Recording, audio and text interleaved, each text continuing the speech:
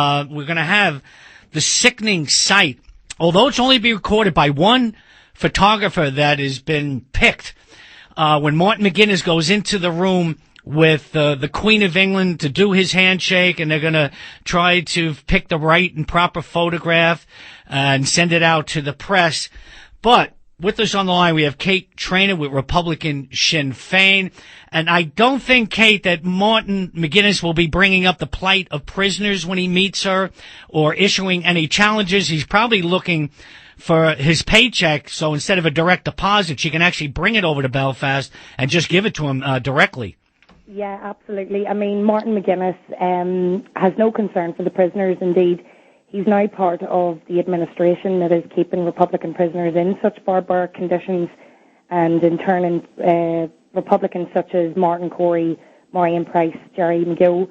So, no, I don't think that will be on the agenda at all. I think when he's meeting his boss, it'll be a nice quick handshake and smile for one camera, as you say there, John. Get it over and done with, the dirty deed, and prisoners and republicanism in general, which monarchy is the total nemesis of republicanism, won't be anywhere near his mind at that stage.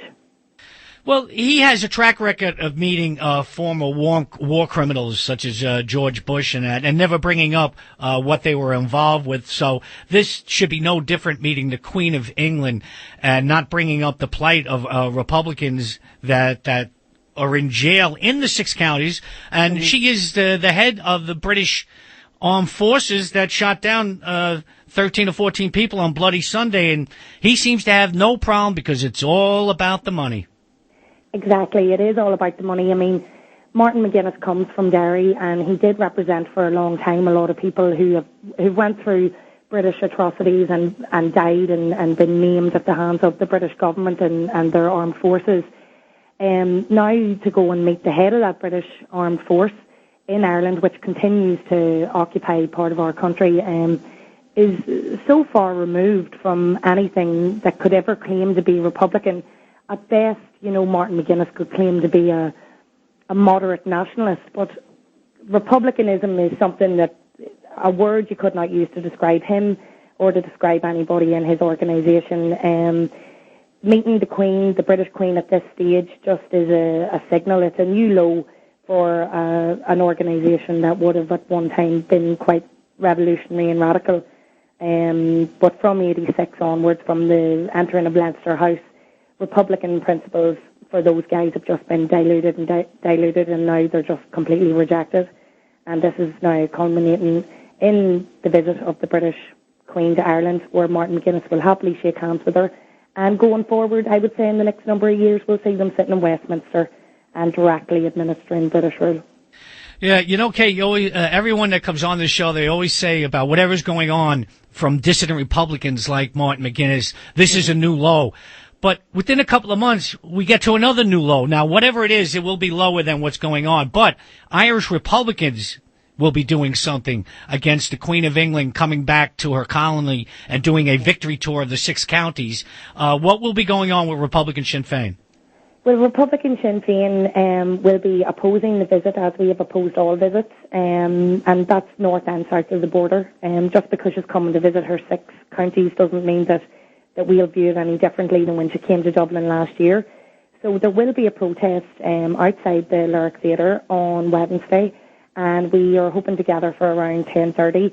Now, being as it may, we may not get very close to the Lyric Theatre with the security and what have you, but we'll certainly try and get as close as we can. So we would ask all Republicans, Republican Sinn Féin will be facilitating this protest, but we would ask that all Republicans from all organisations would gather to show their opposition to the head of the British Armed Forces in our country, in any part of our country, and to bring banners and bring things for the prisoners and stuff, just to highlight the human rights abuses that her government are visiting upon the Irish nation day in and daily.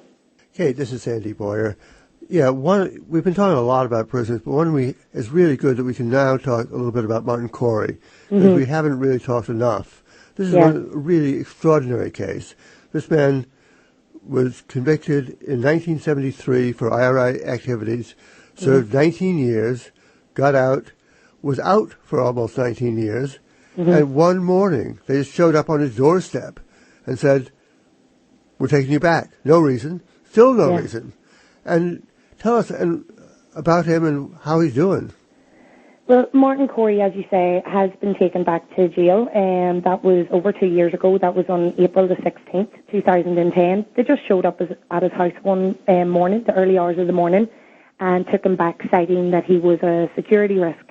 Now, in what manner of a security risk he is, they haven't been able to furnish us with any details. MI5 are heavily involved with this and will not release any information. So what Martin has actually done, or if he's done anything, they're not in a position to actually make that public knowledge, or even let Martin or his solicitor know themselves.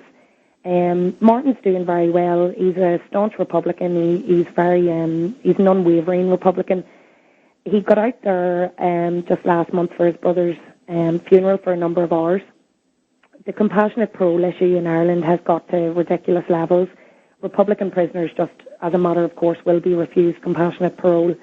And we believe that that is being used as a punishment against Republican prisoners for being staunch Republicans while they are in jail and not bowing down to the British administration in there. So with the help of a number of people, one of Martin's friends, Jim McElmurray from Lurgan, actually has been working very hard on Martin's case along with Republican Sinn Féin. He was released for 2 hours. Now, the funeral had to be put back a number of hours as well because they let him know at the 11th hour. But he was actually accompanied or escorted, you might say, by 2 provisional Sinn Féin members who I suppose really are doing the work of the screws now. Long gone are the days when, the provos were looking compassionate parole themselves and fighting hard to get it. And they indeed did get it in the past, but now they seem to be the prisoner turned jailer. They accompanied Martin Corey out. But Martin's in great spirits. He did say to me at the funeral, I had said to him, look, Martin, we're working hard to get you out here. Everybody's working very hard. And he said to me, look, I'll get out, but I won't bend the knee to get out. So that shows you the measure of the man. But he's part of the protest in McGabry of the strip searching. Can you tell us about that protest and what's happening with Martin? Yeah. Well, at the moment in McGabry prison, there is barbaric strip search. It's very invasive strip searching going on. It's happening day in and daily. There's no real reason for it other than to humiliate the prisoners. The other thing is there's controlled movement and freedom of association is completely gone. So the prisoners are locked up in their cells for a large portion of the day. The protest has taken the form of a no-wash protest, which really is reminiscent of the protests of the blanket era, where they are smearing their excrement and their waste on the walls. They have to eat in that cell as well, it's not a nice thought. And I've been hearing from various ex-prisoners now the conditions that they were living in was absolutely horrendous. The strip searching is ongoing, and the Justice Minister, David Ford, has now said that he is going to move with body scanning, but this hasn't been implemented yet, so that would be a way forward to hopefully close this protest. But until that happens, the prisoners are resolute. They're going to remain on protest until their demands are met, and the Republican people of Ireland and also America and abroad, because the Americans have been doing a lot of work as well, so we're very appreciative of that here. We'll continue to be protesting and working on the streets to get their demands implemented. And Kate, how old is Martin now? Martin is 63. He's a big man and he's in good enough health, but at the age of 63 he does have some health concerns from time to time, such as maybe a chest infection and stuff like that. They didn't allow him to see the MO, which is a medical officer in the prison, and his solicitor actually had to intervene there a number of weeks ago and threaten them with the High Court in order for Martin just to see a doctor. So things like that, basic human rights are actually being withheld from prisoners, and that's not just Martin, that's all prisoners. You're listening to Radio Free Eireann, and with us on from, what part of the 6 counties you're in today? Armagh. Because I knew you were down in Dublin there for a little while and you were coming up. But to get back, just to show what will be happening on Tuesday when Martin McGuinness will be meeting the Queen of England and you're demonstrating outside, highlighting the plight of prisoners. And Sinn Féin's trying to play a silly game saying, well, they're not part of the Queen's Jubilee celebrations, that this is completely separate. It has to do with some sort of charity. But I'm reading from one of the British newspapers that Lord Teppert, he said it was great to see that Sinn Féin was starting to repent. He said, I'm glad that Mr. McGuinness is moving finally to acknowledge that the Queen is a sovereign over the Northern Ireland, and I hope it's another step on his way towards confessing and repenting for his crimes. And they said, and at the meeting with her, McGuinness is accepting that the Queen is the Queen of Northern Ireland. There's no getting around this. This is exactly what is going on. I don't care how they spin it. Jerry Adams has already said that when he comes out from that meeting, he will still be an Irish Republican. Who are they saying this to? I don't think Martin McGuinness is an Irish Republican walking into the meeting, regardless of whether he is one. You know what? You're probably right. He couldn't come out as one because he didn't go in as one. Yeah, exactly. I think that guy, Lord Teppert, is completely right. The Provos have now accepted that British rule in Ireland is some legitimate form of rule. These people are part and parcel of the British administration. They take a paycheck from the British administration. So, what they do now surprises no Republican. In fact, we can nearly predict their next move 6 months before they know what they're doing. So it's very choreographed. Everything, will I meet the Queen? Will I not meet the Queen? The Provos knew from last year they were going to meet her. It was just a matter of dressing it up and trying to make it look like it was a big decision for them to some kind of way to placate the Unionists. But, I don't like talking about religion or anything like that because religion has nothing to do with republicanism. However, it was mentioned to me last week, and I thought it was very true. The Provos have nearly become just a Catholic Unionist party. Well, yeah, and she is the head of the Church of England, the Queen of England, head of the British Army. I mean, it's just, listen, Kate, before we go now, how can people get in touch and find out what's going on with Martin Corey? Where should they go? Well, we have the website up. It's releasemartincorey.com. So we would ask you to log on there. There is a petition. There's leaflets that you can print out and distribute in your local area if you were able to do that.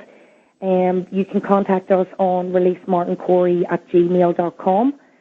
And if you go onto the RSF website, which is rsf.ie, we have two offices, one in Belfast and one in Dublin.